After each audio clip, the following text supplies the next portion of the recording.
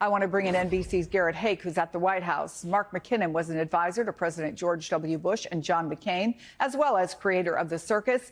And Joyce Vance is a former U.S. attorney, professor at the University of Alabama School of Law, and MSNBC legal analyst. So, Joyce, what is exactly in this order, and what is the practical impact?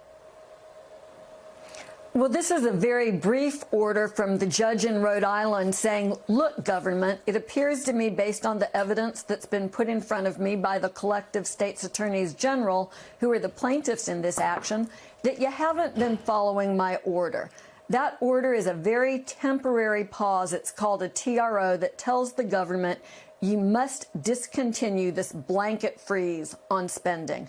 It appears to the judge that the government has not done that, and so the judge is now saying, you have an obligation to comply with my order immediately. You haven't done it. You need to do it now. And Garrett, let me read to you directly from the order, which I just got my hands on as well as Joyce did. It says, persons who make private determinations of the law and refuse to obey an order generally risk criminal contempt, even if the order is ultimately ruled incorrect. Of course, Donald Trump has avoided any real penalties, even when he has been convicted in the past.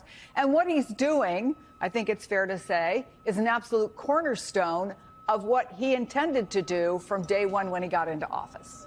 Yeah, Chris, I think that's exactly right. President Trump and his team had long expressed throughout the campaign that they were going to test the bounds of executive authority, and they want to do so in this case as well. Both he and Vice President Vance over the weekend made arguments to this effect, that they don't believe that a single district court judge, as this is in the district court in Rhode Island, I believe, specifically, should have this kind of authority, or does have this kind of authority, to make these kind of blanket statements about federal policy nationally, and they intend to challenge or push back against any specific judge making that order.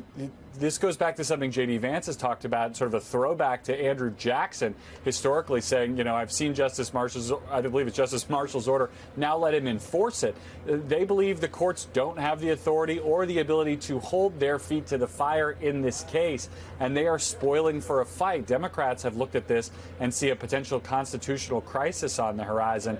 But for now, I'll be very curious to see, and we have no reaction yet, I should be clear, from the Trump White House, given that this news has just broken in the last few minutes, how far they want to take this challenge, either up the ladder with the courts or by simply continuing to not comply.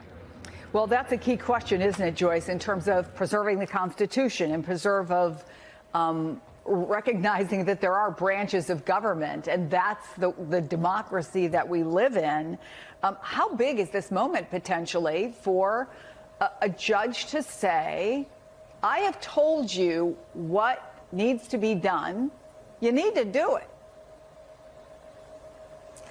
Yeah, it's shocking that a federal judge would have to admonish the government like that. And there are two paths forward here, and one is very dramatic and perhaps potentially dangerous to democracy.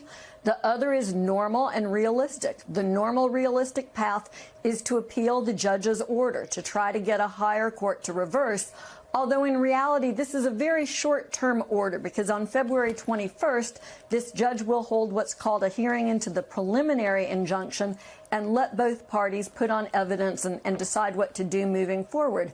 The judge has also told the government that it's free to come back to him if they need a specific exemption from this order in order to pursue legitimate allegations of fraud and waste. This order tells the government it's unconstitutional to have a blanket freeze on spending that Congress has authorized, but if something specific comes up, come back to me. So that's the rule of law approach, the approach that we would expect to see the administration take. The lawless path is the path that we've increasingly seen the current vice president reference, this notion that you just don't have to obey orders from courts that you don't like. That's obviously in violation of the oath that members of Congress, along with members of the executive branch, take to uphold the Constitution. And if that's the path that the Trump administration chooses, then we really would be at a very serious moment for democracy. And Mark, I want to read another part of the order. Here's what it says. The defendants now plead that they are just trying to root out fraud. But the freezes, in effect now, were a result of the broad categorical order, not a specific finding of possible fraud. And in any case, As we've often seen before, let's go back to the 2020 election was stolen. Donald Trump has long said, well, there's all this fraud and we're going to show you the proof for it. And then there never is any proof.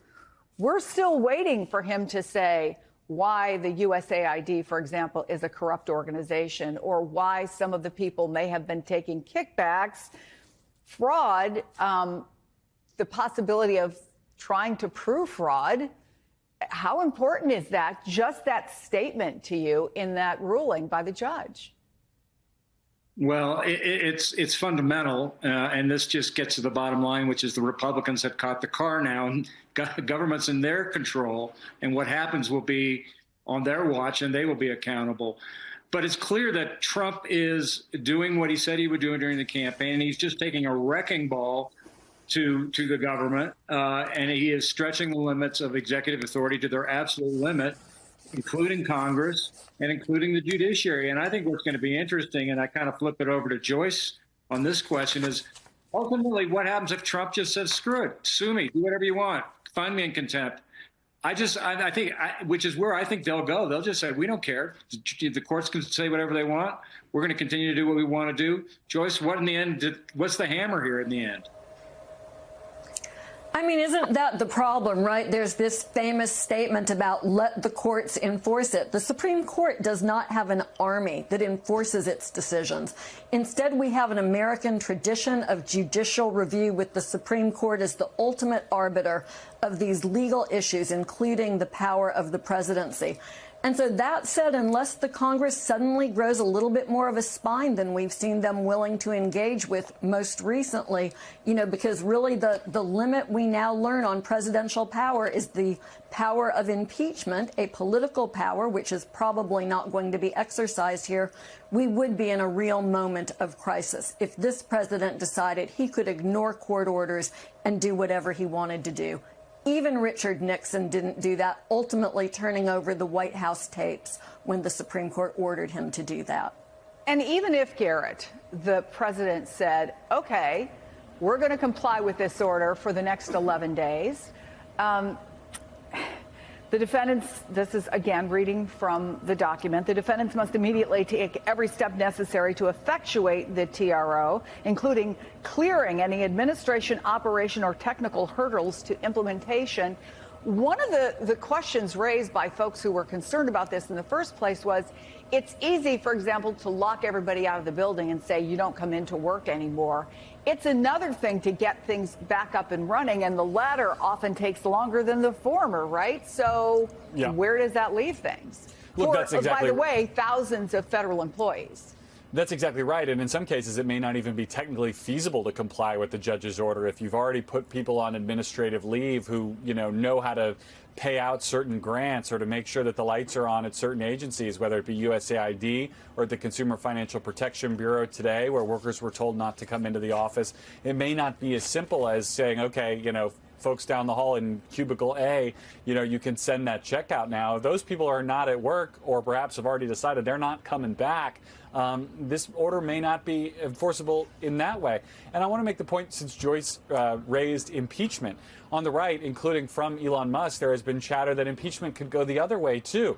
It is possible to impeach federal judges. And so could you see a scenario in which this Republican-controlled Congress goes entirely the other direction and says they agree that the judge's orders are unlawful here? They back up Trump in this showdown and decide to try to move to impeach a federal judge for issuing an order that they believe is inappropriate. I don't think you can cross that possibility entirely off the list either. Well, Joyce, I have to ask that of you, doing the job that you do and working with the people you've worked with throughout your career, because as I was talking about this, as I'm running out of the newsroom and coming out to set, I said to someone who was not involved in news production what was happening, and they said, uh-oh, for that judge.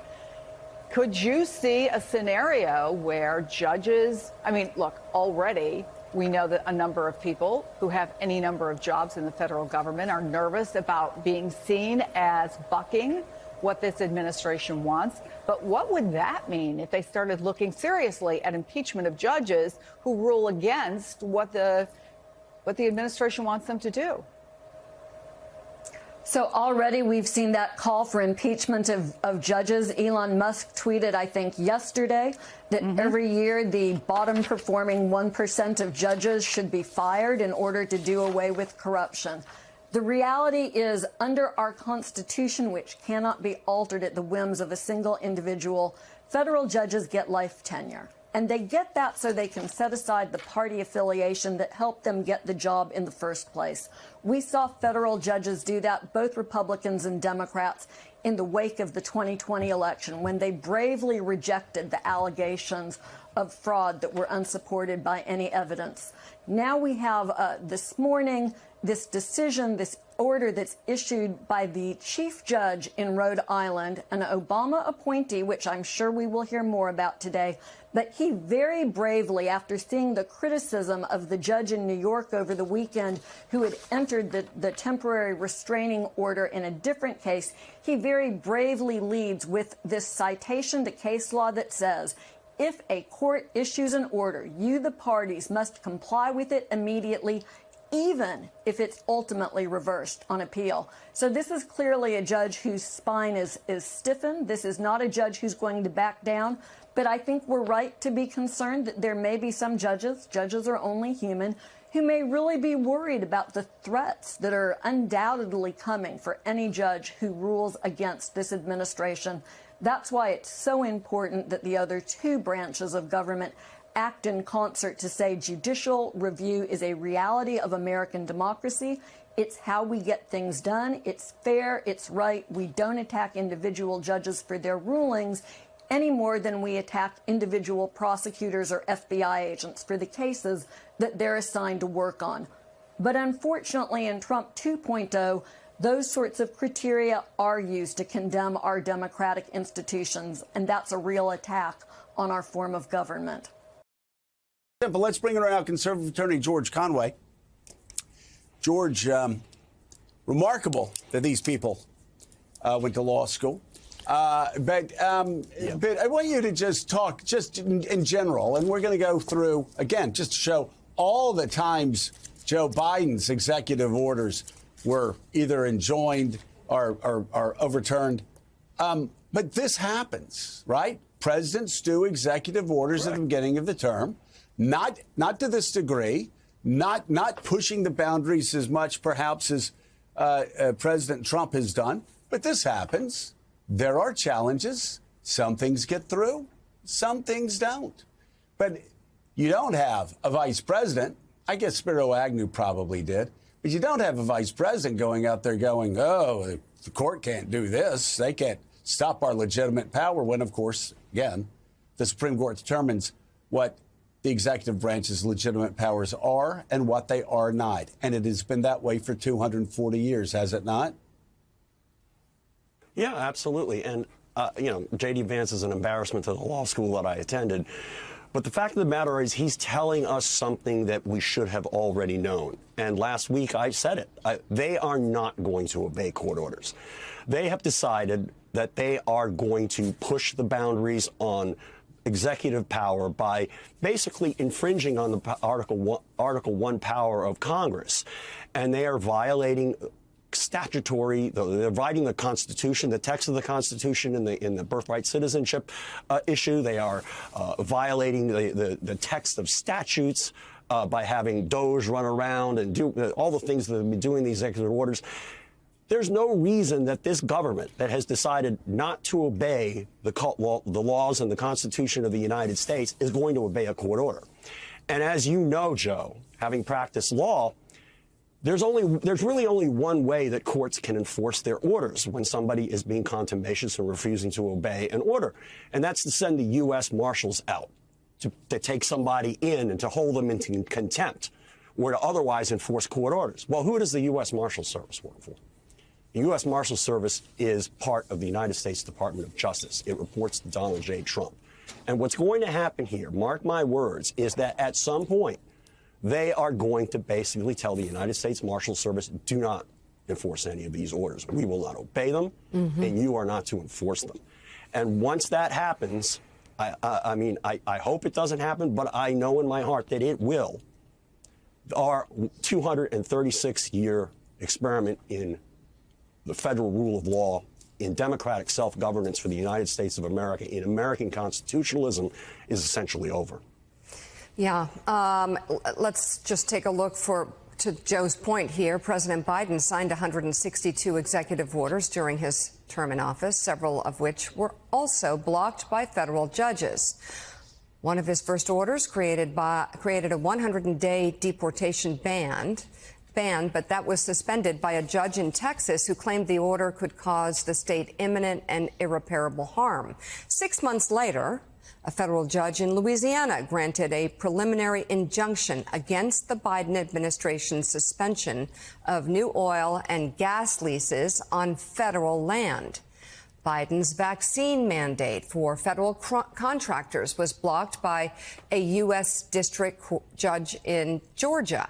In 2022, a Louisiana judge stopped the Biden administration from lifting Title 42, a public health order aimed at stopping the spread of communicable diseases, but was used to expel migrants at the southern border. The judge ruled the order violated administrative law. 2 months later, President Biden was told he could not enforce his executive order protecting the LGBTQ community from discrimination in schools and the workplace. Then, in August of 2022, a Texas court ruled against the White House's requirement for hospitals to provide emergency abortions, regardless of a state's ban on the procedure. This past fall, a federal judge in Missouri temporarily blocked the White House's student debt forgiveness plan. Biden's executive order shielding undocumented immigrants who are married to U.S. citizens from deportation was struck down by a federal judge in Texas. And at the very end of last year, a judge ruled the Biden administration has to stop selling unused border wall materials. So, Sam Stein, to Joe and George Conway's point, I mean, you know, the Biden administration accepted when the courts pushed back, but we're in a situation here where one can surmise very carefully that there may not be a similar situation. Right. My favorite one of those actually took place in November of 2021 when a relatively obscure judge stopped the Biden administration's vaccine mandate for healthcare workers. That judge was Aileen Cannon. She ended up being canonized, pardon the word, for her act, and she's now a judicial star in conservative ranks. So it does happen regularly. The Biden administration respected it. It was part of our systems of checks and balances. And J.D. Vance's tweet suggesting otherwise is plainly reckless. Now, I'm not going to go to the levels that George is, although I respect that where he says it. It's very well possible that they end up doing this. My mind is in this place where they are using this as sort of an effort to move the Overton window. And in fact, overnight, we did have some process or progress, I should say, in this case involving the Treasury Department and whether and who has access to those payment systems. And they are in a negotiated settlement to try to figure out if they can figure out a more diplomatic solution to this than just disregarding the Republic, right? And hopefully that is the case. I mean, hopefully we end up in a place where we do this by the book. I do think George is right, though, to warn that we are dealing with a set of characters who, frankly, don't have that much respect for the book and are fine disregarding it if it suits their ends. So it's a scary time. And I think the other thing that we have to note is that it's just the blizzard, the dizzying, I think is the word that the Times used, amount of legal activity here, which does make it so that if you stop 90% of it in the courts, 10% does go through. And I think that's part of what the Trump administration is trying to do, is just throw everything they can. And if they get 10%, that's still a lot. Yeah, to Sam's point, flooding the zone is a deliberate strategy here from the Trump administration. Their advisors, I wrote about this last week. They know not everything's going to get through, but if enough of it does, that will still be fundamental change. But I'm told there is growing frustration in the ranks of Trump world about some of these judges. Elon Musk has been tweeting all night about judges and suggesting that the Congress should impeach some of them. So that is something he is really seizing upon right now. George Conway, talk to us about how that process would work, if you can. But also, to your point, I'm told that there is some, it has not been embraced by the Oval Office yet, but there is some in Trump land who want to to indeed have a test case, to defy a court order, to see what they can get away with, to dare the judiciary and the rest to try to stop them, and talk to us about how that would play out. What recourse could Democrats, the courts, the public have? The only recourse is to go out on the streets and march. That is the only recourse. The courts have no mechanism to enforce their orders other than through the United States Marshal Service, and thus through the Department of Justice, thus through the executive branch. The reason why we obey court orders is because the executive branch complies with court orders. If the executive branch does not comply with court orders and makes a point of saying that we will not comply with court orders, the rule of law, as far as the federal government is concerned, is over. And that is something we need to start focusing on and discussing, because that's where these people will go. There is no logical stopping point for them. And this is, the only recourse will be for people to get out and say, we want the rule of law. We want a government that obeys the law. And that's going to require people to go out on the streets, because there is no other alternative. George Conway, thank you so much for being with us. Jon Meacham, final thoughts. There have obviously been times throughout American history where presidents have been frustrated in matters great and small at the United States Supreme Court. Of course, Richard Nixon immediately followed the court's decision and turning over the tapes. One wonders, will the White House actually be so reckless as to throw away 240 years of a constitutional republic's democracy, Madisonian democracy, over an executive order? The rule of law depends not simply on force, but on a spirit that you respect, that, in fact, you, the executive, are not the center of the world.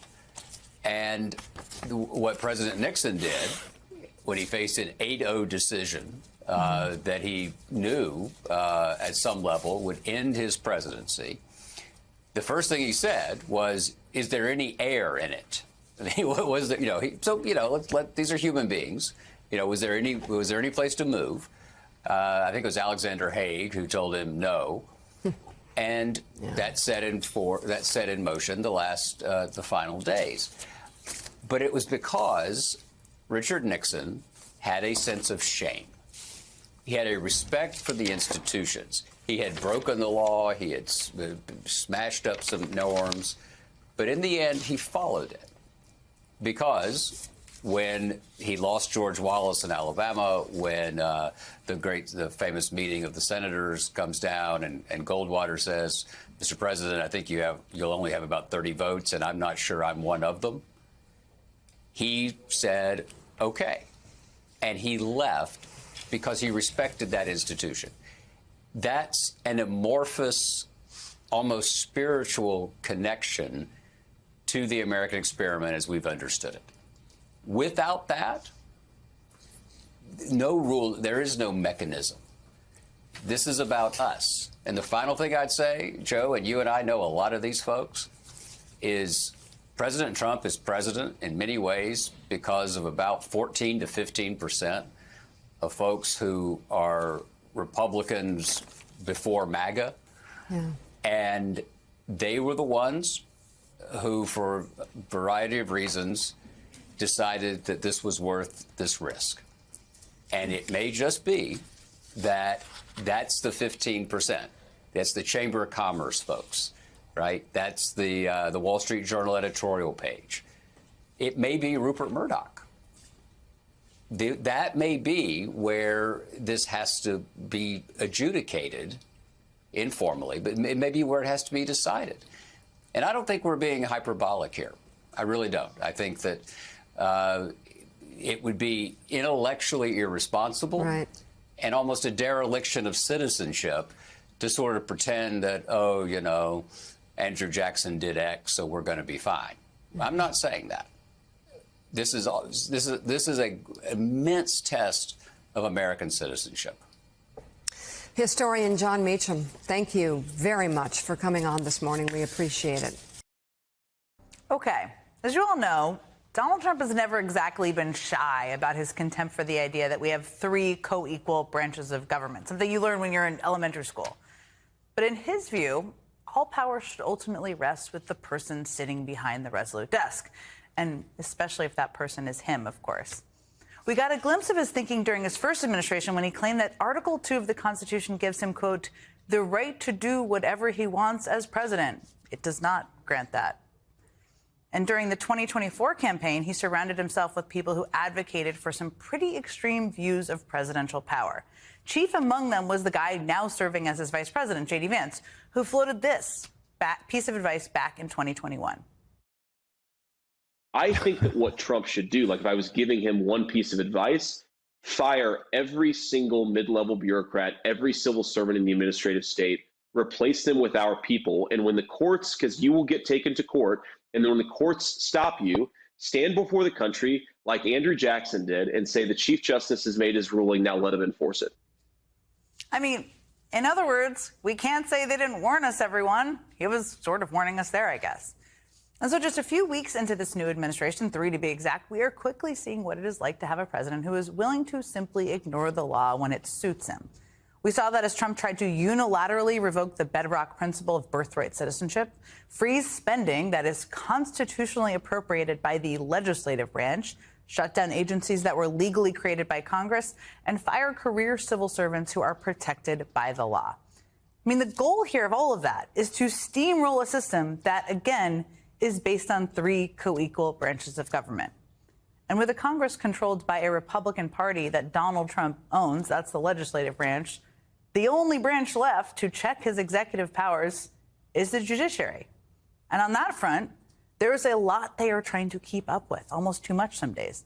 I mean, just today, a federal judge in Massachusetts heard arguments on the legality of the Trump administration's unprecedented buyout program, designed to coerce federal workers to leave their jobs. Another federal judge blocked Trump's executive order to ignore the Constitution and end birthright citizenship, the 3rd judge to do so.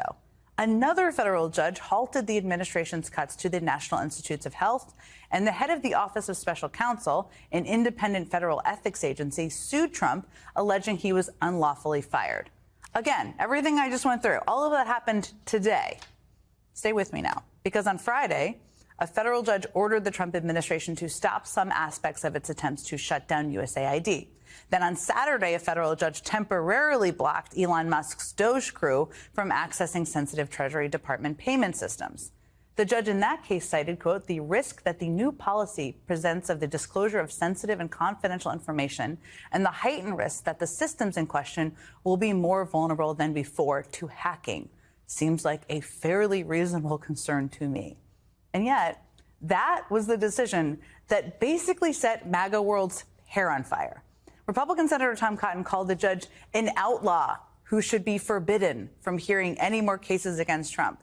Utah Senator Mike Lee said the decision had the feel of a judicial coup, to which, by the way, Elon Musk responded, yes. And Musk also reposted a message suggesting that he and Trump should defy the court's order. And then Trump's own vice president, the guy you just saw a few minutes ago in that clip from 2021, came in with this, and I quote, judges aren't allowed to control the executive's legitimate power. Now, the word legitimate is doing a whole lot of work in that statement. As Yale Law School grad J.D. Vance should know, and I suspect he does know. I mean, courts do make those decisions. It's literally the role of the judicial branch to determine what is legitimate and what is not, what is illegal and what is not. That's literally their job. Now, Donald Trump is not a graduate of Yale Law School, or of any law school for that matter, but he does agree that this judge should not be allowed to stop him. When a president can't look for fraud and waste and abuse, we don't have a country anymore. So we're very disappointed with the judges that would make such a ruling. No judge should frankly be allowed to make that kind of a decision. It's a disgrace. Guys, they are not being subtle at all. And as we watched those comments from Trump and Vance and their allies in Congress over the weekend, it was clear that they were laying the groundwork to openly defy court orders. And today, a judge said they already have. Today, a federal judge ruled that the Trump administration has been violating a previous court order to lift the blanket spending freeze on federal grant programs. To put it plainly, the Trump administration froze spending. A judge told them to unfreeze it. And according to this judge, they didn't. And that kind of puts us in uncharted territory. In fact, some Democrats and legal experts say it leaves us smack dab in the middle of what they're calling a constitutional crisis. And look, I know phrases like that can sometimes sound vague and abstract and academic. But as I said, this country relies on a system of checks and balances between three co-equal branches of government for good reason. So when the Trump administration ignores that principle, when it defies the judiciary and dares the courts to enforce their orders, it is threatening the Constitution itself, hence a constitutional crisis.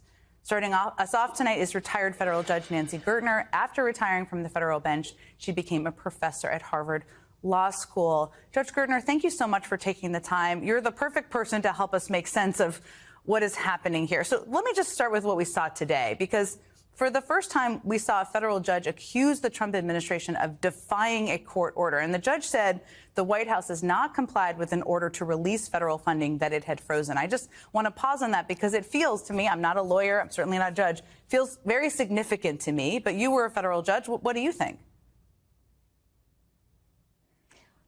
I think it is significant, but your introduction was suggesting that there's something very academic about it, and it's really very, very straightforward here. Trump had a lawful way to do all of this. Yeah, he had a lawful way to do all of this. He has the Congress. There are steps that one can follow. There are rules to be followed, and all he did is completely ignore that and ignored his own Congress, which is really something that should give all of us pause, and issued these executive orders, which Dahlia Lithwick describes as like letters to Santa. They were badly drafted, and half the time, he didn't have the authority to do it. When a federal judge issues an order, the federal judge is making a determination for a preliminary order that there's a likelihood of success on the merits, so it has to be a strong case. Judges don't do this out of the air. And furthermore, that there has to be irreparable harm. And the notion that judges across the country have done this really should give this government pause, that they have done what they've done is not just mildly illegal, but very, very illegal. And judges have recognized that. To your point about this comment about, how federal judges have no business dealing with legitimate executive actions, as you said, legitimate is the point here. What they are doing isn't even close to legitimate. Yeah, will they defy it? That's the question. I mean, first of all, it is literally their job. This is, let me ask you this question, because on the defy it, because this judge began this order by citing a Supreme Court case that says people who defy orders like this risk being held in criminal contempt. And we went through kind of a version of this last year. What does that look like, and what can it look like for a sitting president and a sitting administration? Well, I mean, it could look like a range of things. It could look like fines.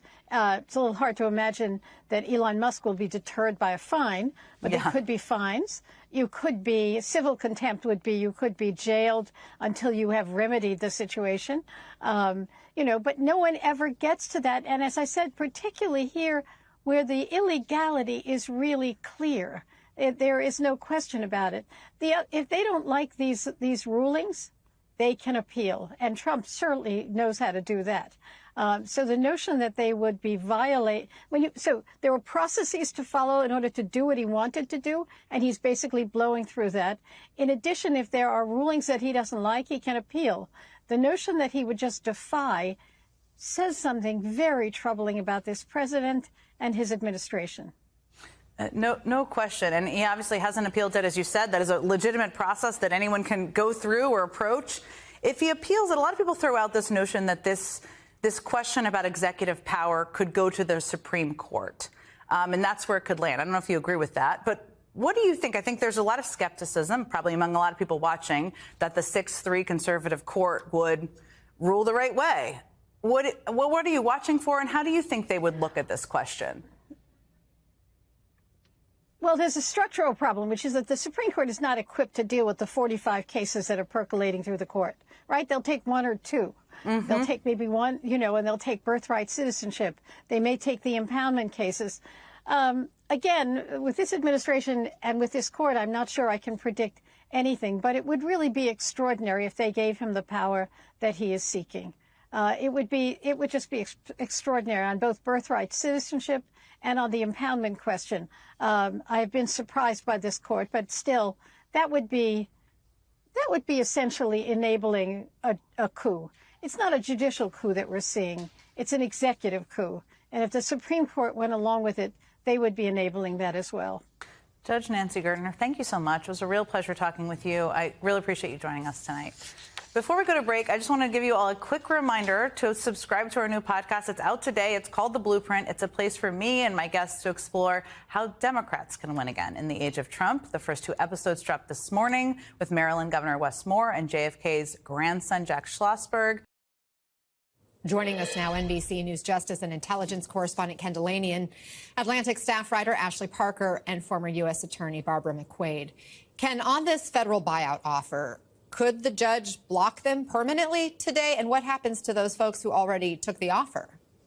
That's a great question, Anna. Could the judge block this permanently? Well, nothing is permanent in terms of a district judge because, of course, the Trump administration likely would appeal that ruling to a higher court. But absolutely, the judge could block this today. And if he does, that really does leave these 60,000 or so people who signed up for this buyout in limbo and arguably puts a target on their back because they've communicated to the Trump administration they no longer want to work in government. The issue here, the legal issue here, is a question of does this amount to the government spending money without congressional appropriation? Because they're offering essentially 8 months of pay without work to a whole group of federal employees. And by the way, the number of takers has been much lower than the 5 to 10% of the workforce that they were hoping for, in part because a lot of people have said, look, there are no guarantees under this. And when you sign up for it, you also agree not to sue the Trump administration to enforce it. So there's a lot of questions surrounding this, and perhaps the federal judge today will answer some of them, but it won't be the last word on it. And Barbara, I read part of that J.D. Vance tweet or post, if you will, earlier, saying judges aren't allowed to control the executive's legitimate power. Here he was in 2021 with what he called advice for President Trump.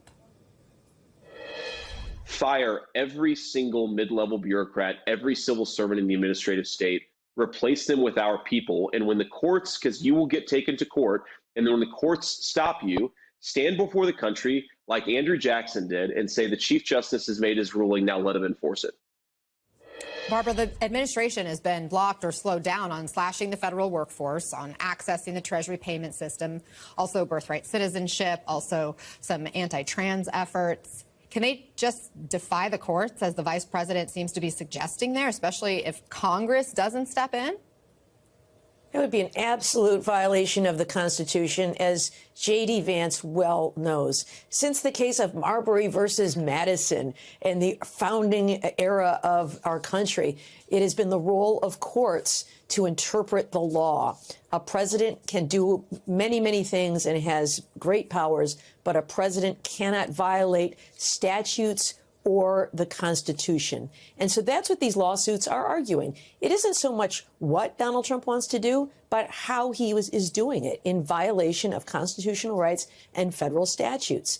And that's where this comment becomes so concerning, because what J.D. Vance said in that clip is that if the courts stop Donald Trump, well, what are you going to do about it if we just do it anyway? Of course, the answer is that a president who acts in violation of the law is subject to impeachment.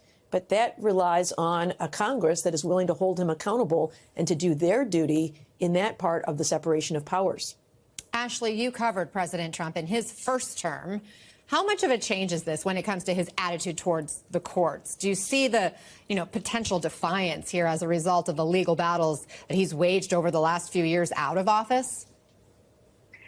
It's a tremendous change, in part because when you talk to people close to Trump who work for him, they say that this time he is coming back more confident, more comfortable in his own skin is a very specific phrase I've heard a few times, more emboldened. He knows what he wants to do, and he's willing to push the boundaries of what Congress is willing to do to stop him, what the courts are willing and able to do to stop him. And in those comments you played from both the president and his vice president, you sort of see them, and Trump is as much a master of messaging, certainly, as he is of actual policy, but you see them laying the public groundwork, at least, to try to do what they are very clearly signaling they're going to do, that if they don't like a court decision, they will potentially just ignore it. The last thing on the courts, of course, is as things get appealed, not all of them, but a number of them potentially can go up to the Supreme Court, where in his first term, Trump played a very active role in remaking that court, appointing 3 conservative justices to it, referring to them as my justices. And he very much believes, even though it's not always borne out, that they will rule not the way a Supreme Court should, but in favor of what he wants politically. Ken, the Justice Department's also fired a number of federal prosecutors involved in prosecuting President Trump before he was reelected. Also, several top FBI officials have been booted. Do we expect legal challenges there? I'm glad you raised that, Anna, because it's almost like we've forgotten about this. This was a huge deal, that the firing of prosecutors simply because they worked on cases that the president didn't like. And we haven't seen any legal challenges yet. A number of them just decided to retire because they were eligible for retirement, both FBI agents and prosecutors. But we do expect legal challenges. Many of them have hired lawyers. And most legal experts who look at this say that they will win. They were fired illegally. They're civil servants. They had a right to due process, and they weren't granted that due process. Will that bring back their careers? No, it will not. They're gone from these places. They've lost their clearances. They're away. But they may end up getting back pay and their reputations partially restored. But that will be a long time from now. Unfortunately, the Trump administration knows that even when people win and get remedies, it takes a while to go through the process on it. Ashley, got to ask you about this scoop you have about President Trump purging some members of the Kennedy Center board and making himself the chair. What is that all about? So this is something we broke last week, right before, a couple hours before the president truthed it. I see you have that truth up there. But that's about the first time Donald Trump, his first term, he came to Washington, sort of the artists and, culture, with a capital C culture, embarrassed him. They threatened to boycott the Kennedy Center honor some of them if he came. Others said they would go and be honored, but they would not go to the White House for the reception that goes along with it, that traditional reception. There was a presidential arts board, Arts and Humanities, where all of the members resigned in the wake of his comments after what happened in Charlottesville. And this time, as it was explained to us, he made a decision that basically said, to heck with it. I'm not going to stay away from the Kennedy Center just because these artists don't like me. And in fact, I'm going to very visibly remake it in my image. So that meant purging these board members. It's a bipartisan board. So some of them were appointed most recently by President Biden, purging those people who were clear Democrats, Biden allies, restoring himself or appointing himself as the chair. And one thing he did cite in that truth post is he said, look, the Kennedy Center put on a drag show performance. That's not what, in line with our Make America Great vision. And so this is another way he is looking for, as his aides have told me, ways to really push his anti-DEI and woke messaging across the government. And of course, culture and sort of, as he himself described it, a crown jewel of the nation that sits right in Washington, like the Kennedy Center, to use that to make such a public point is another part of making clear that he is acting on his agenda.